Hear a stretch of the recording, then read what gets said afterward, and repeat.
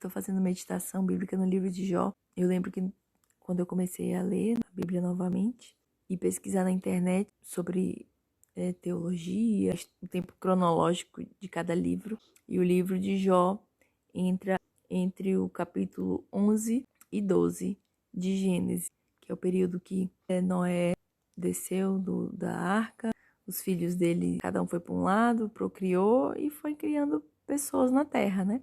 E Jó foi gerado nessa época.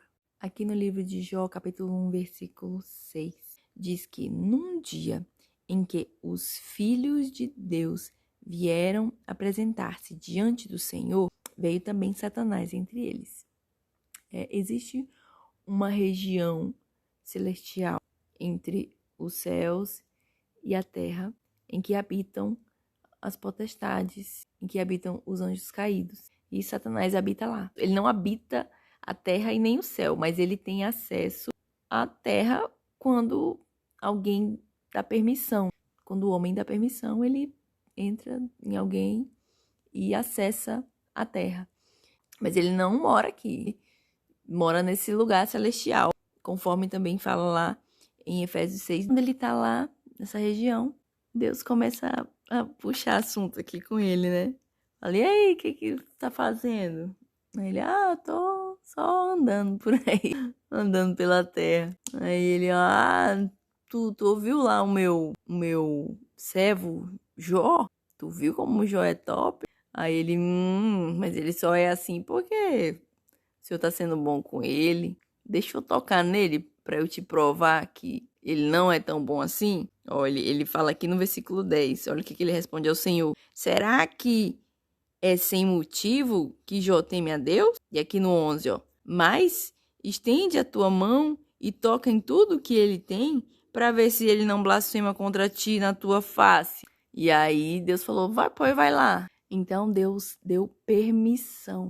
O Senhor permitiu que Satanás viesse à terra, tocasse em Jó e que coisas ruins acontecessem na vida de Jó. Então, se aconteceu coisas ruins com Jó, foi por conta da permissão do Senhor, porque ele era um homem muito bom. Aconteceu que ele perdeu filhos, perdeu os bens dele. Aqui no versículo 22 fala, em tudo isso Jó não pecou, nem atribuiu a Deus falta alguma. Ele nunca culpou Deus pelo que aconteceu com ele. Perdi meus filhos? Tá bom, tô novo, eu faço mais filho. Perdi o meu gado, perdi meu dinheiro, tudo bem, vamos trabalhar e vamos continuar para ganhar mais. E aqui no capítulo 2 acontece a mesma coisa que aconteceu no capítulo 1. Num dia em que os filhos de Deus vieram apresentar-se diante do Senhor, veio também Satanás entre eles apresentar-se diante do Senhor. E acontece a mesma coisa.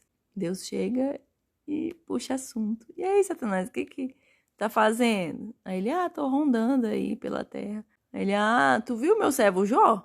Tu viu como mesmo você sendo ruim e me incitando a ir contra ele, ele foi um homem bom? Aqui no versículo 3, na parte B, ele fala, ele ainda conserva a sua integridade, embora você me incitas contra ele para destruí-lo sem motivo.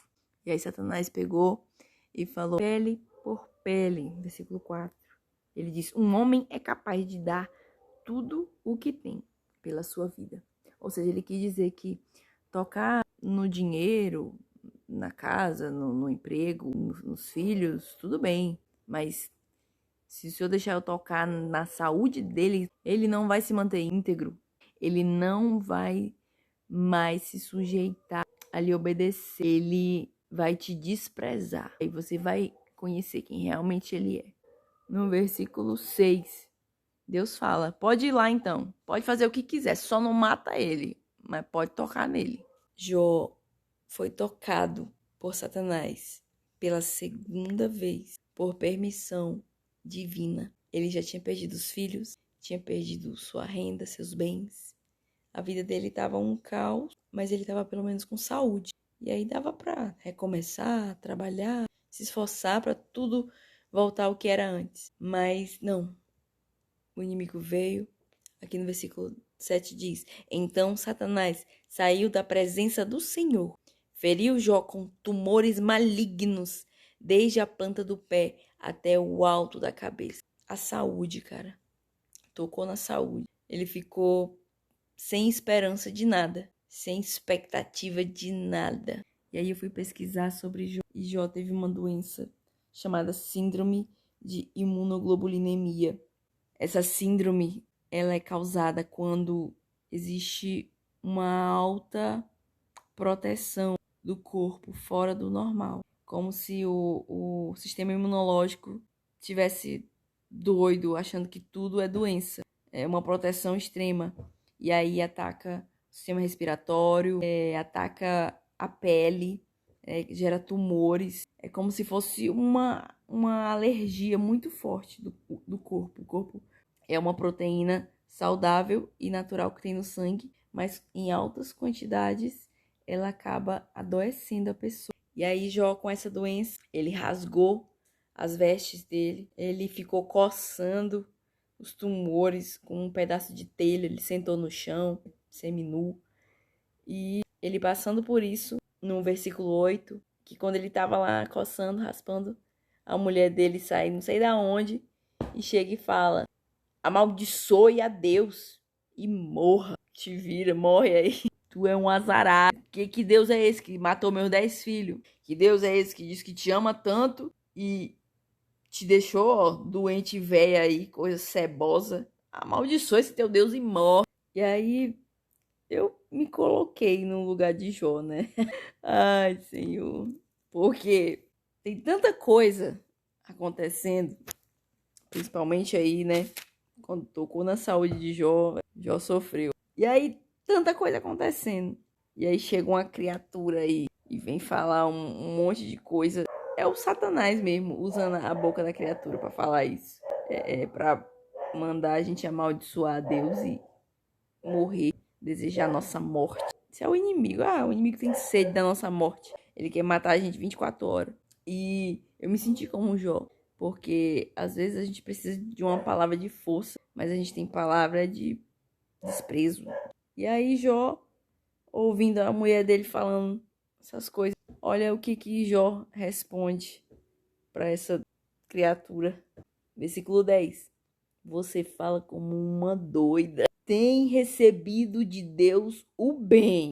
Quando tu tinha 10 filhos, quando tu tinha casa boa, quando tu tinha um monte de gado, ovelha, tava tudo bem. Recebeu as coisas de Deus, bacana. Porém, não receberíamos também o mal?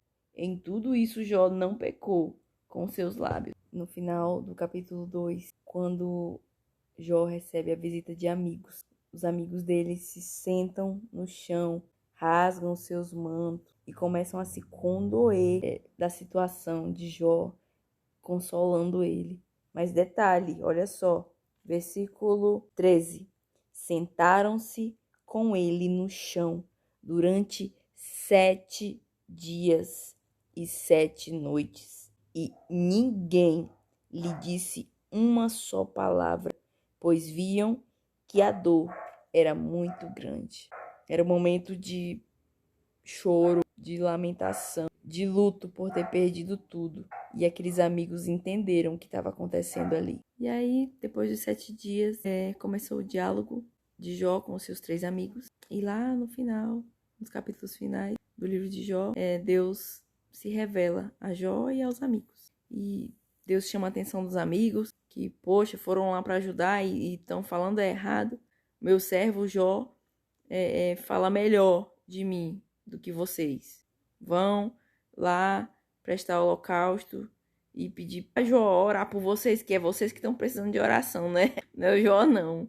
Igual o Paulo Borges falou nessa pregação, as pessoas que estão doentes lá estão com mais acesso a Deus do que a gente que está aqui fora vivendo esse mundo nebuloso. No último capítulo do livro de Jó, 42, versículo 12, eu vou ler a parte A.